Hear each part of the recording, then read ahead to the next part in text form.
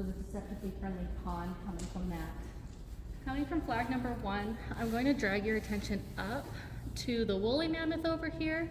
As you can see, he is a lot smaller than the guy right next to him over here. This is the Columbian mammoth. The woolly mammoth was hairier and had a thick coat because it was found more in a tundra climate, so it needed that fur to keep it warm.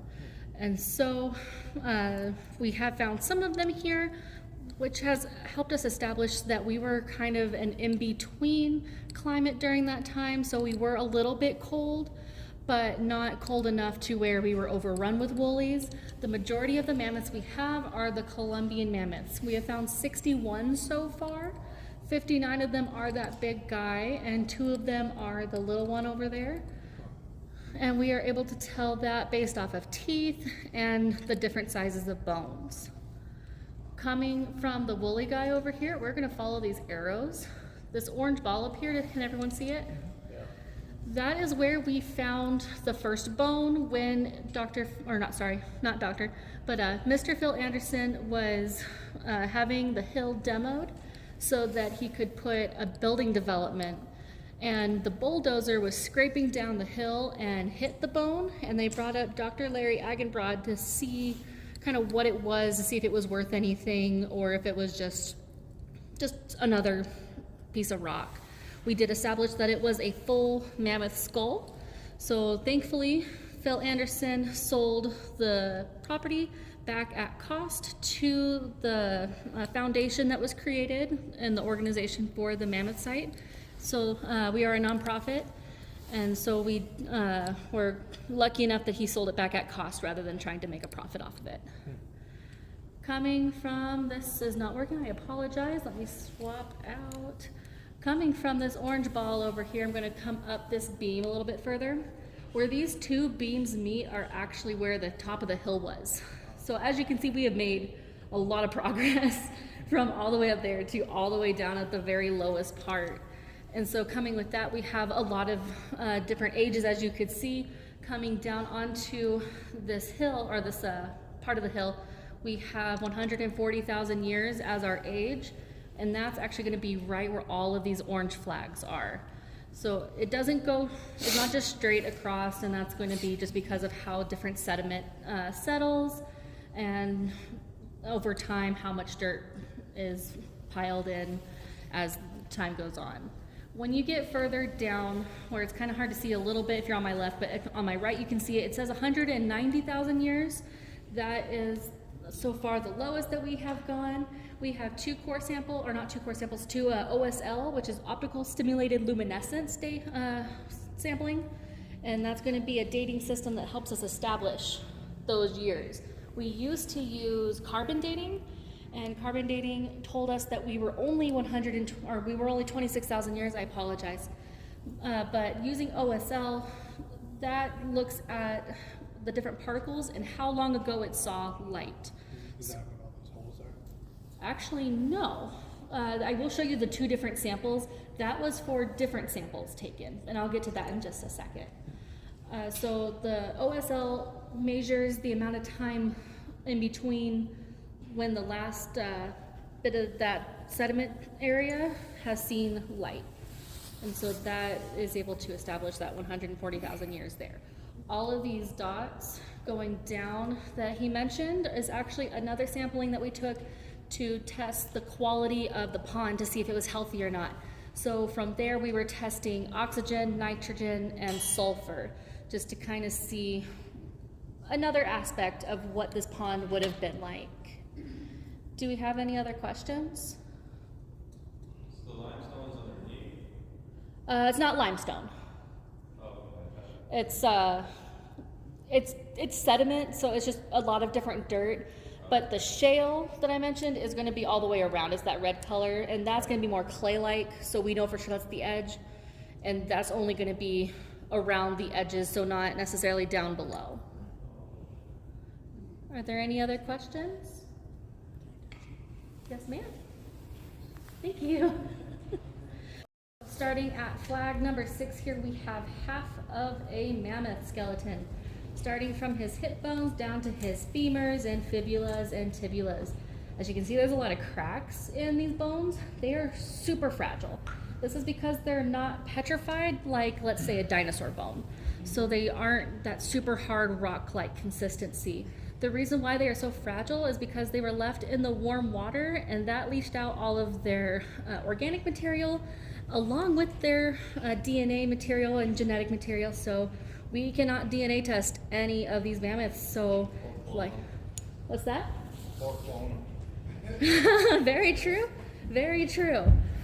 So with this guy, we only have half the story here. He could have died with this bottom half here still stuck in the water where his top half was not, and he could have been drug away by predators.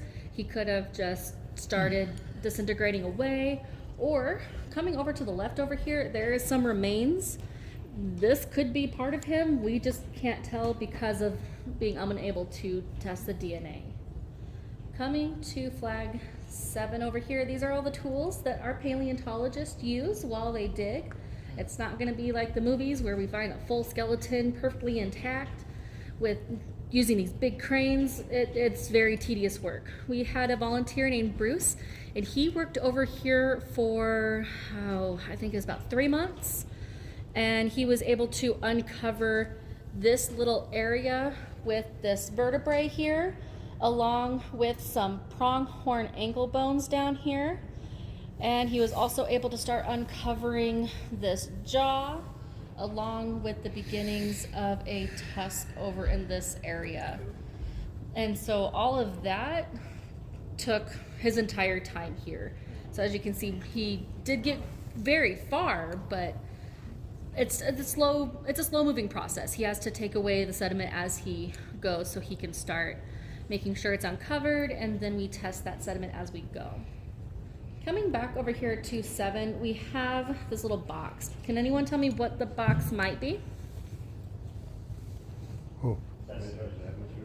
Test the humidity. So yeah, very true. So we have a humidifier all the way on the other side of the building over there on top of the lab, and that is going to release humidity based off of it. This box says that it's too low over here because the bones need a certain level of humidity to be able to be protected so that they don't get further damaged. Do we have any other questions on this side? Yeah. You said the carbon dating only went back so far, like it didn't go so. I'm sorry. What was the other mechanism that you guys used to go beyond that? Optical stimulated luminescence dating, or OSL. Oh. So carbon dating, I'm going to be honest, I am not 100% sure how carbon dating works myself. Right. But I do know that the OSL measures sunlight. So the last time that any of these particles saw sunlight is going to be how old they are. Okay. Any other questions? All right, we're gonna start making our way to 4. Gonna squeeze by you, so sorry. Yep. And we have plenty of time. Looks like somebody lost part of their Some of those husks are bigger too. You guys wanna take a second here, run a Oh, I just stick it in front of you.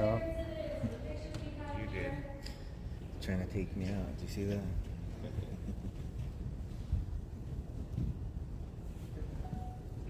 Man, this is something else.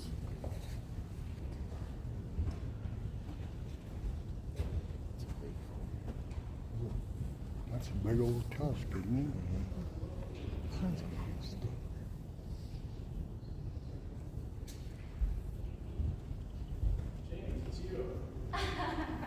No wonder they call junkyards boneyards.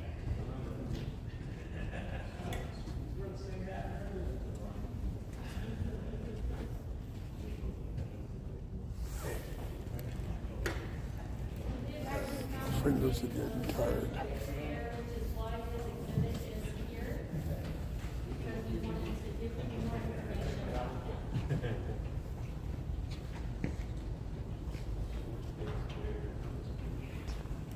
I can't take him.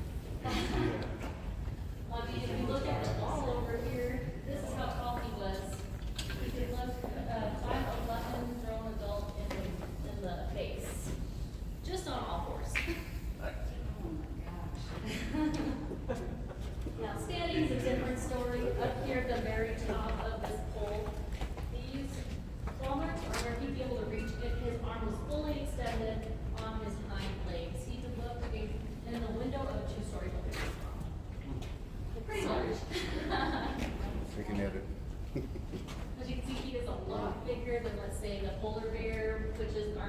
bear alive today.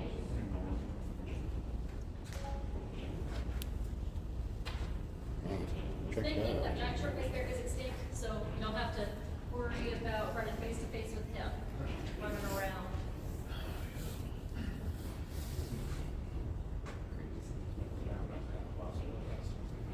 One big And bear. when you're all ready, if you'll follow me up to station 4.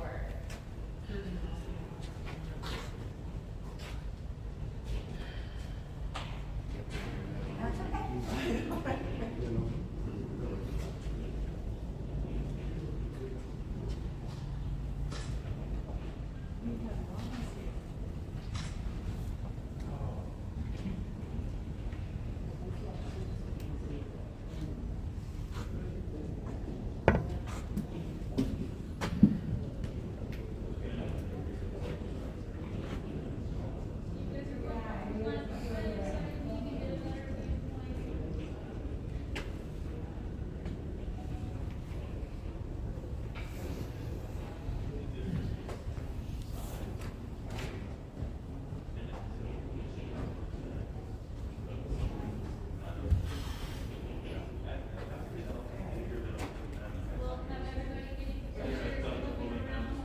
I'm going to let everyone see we have all of the animals on this wall. We have found remains of them here in the bone bed. So we have the large llama, which is the ancestor of today's llama. He is extinct along with the camelops, is also extinct, which is the camel of today's ancient relative. Now, we have seen some remains of some more modern animals, such as the pronghorn, the bull, and the coyote, along with some smaller other little critters. No, not a bone. Any other ideas? I heard someone say something, I just couldn't quite catch it. Bulldozer. Yeah, it was the bulldozer. In 1974, before that first bone was found at that hornball, this tusk was unfortunately scraped with that bulldozer and they did not realize it was there. So thankfully, they found the skull when they did because we were able to keep all of these bones safe and thankfully did not lose any. We are very grateful to Phil Anderson for Wow. giving the site down. They have so much right there, right next to those are bad. They were. I mean, I can't, that's a lot. Oh yeah, most definitely. And as you can see, this skull is actually still attached to the head. So if you can imagine, the bulldozer being heavy, that tusk and that head are also going to be very heavy. Which brings me over to what is supposed to be Black 11. I'm not quite sure what happened to his black. He's blackless. But this is Murray. He is missing one important part of his body. Anyone may guess? His head. That is his head. Remember how I mentioned that those tusks are pretty heavy? So to have enough strength to hold up that tusk, they have a very large sinus cavity in their skull. And so that is just an open space. So when they start to decompose, air starts filling up into that sinus cavity, which allows the head to then detach and float away. So imagine swimming in the pond and all of a sudden a mammoth skull just, or a mammoth skull pops up and just starts floating along. It'd be a little, I would be Creepy. a little concerned there. But otherwise, he is one of our most complete skeletons in the bone bed. As you can see, he has his vertebrae for the rib cage, or for the spine, along with that rib cage. He passed away on his side, along with some ankle bones right down in there. And so he is not fully uncovered. As you can see, we are still working on it. But also, the reason why we have tusks just kind of all over the place is because those heads did float away. That's why, like over here to the left area, we have so many tusks over there. They're just no way to necessarily keep the heads attached. Coming over to flag 12, this is where we found the giant short-faced bear skull. And so that is the spot that helped us establish that we need to have information about him. Looking over here, you can actually see he has his paws. They face forward like a cat rather than today's bears, which are going to have their paws kind of inset. And so that allowed him to have a little bit more speed and produce that cat-like quality of him, along with how his eyes are going to face more forward rather than offset just a little bit for the other bears. And then over on flag 8 over here, towards the beginning of the tour, we walked by a skull and a big plaster cast. That's actually where that skull was taken from, was this area here. And then flag number 9 over here is actually showing a swimmer's arm right in through here. So this mammoth died trying to claw its way up with its swimmer's arm. Do we have any questions? All right, well, if you guys wanted to take some time here, we can. Otherwise, we are ready to move on to Station 5. And I will lead the way once you guys are ready.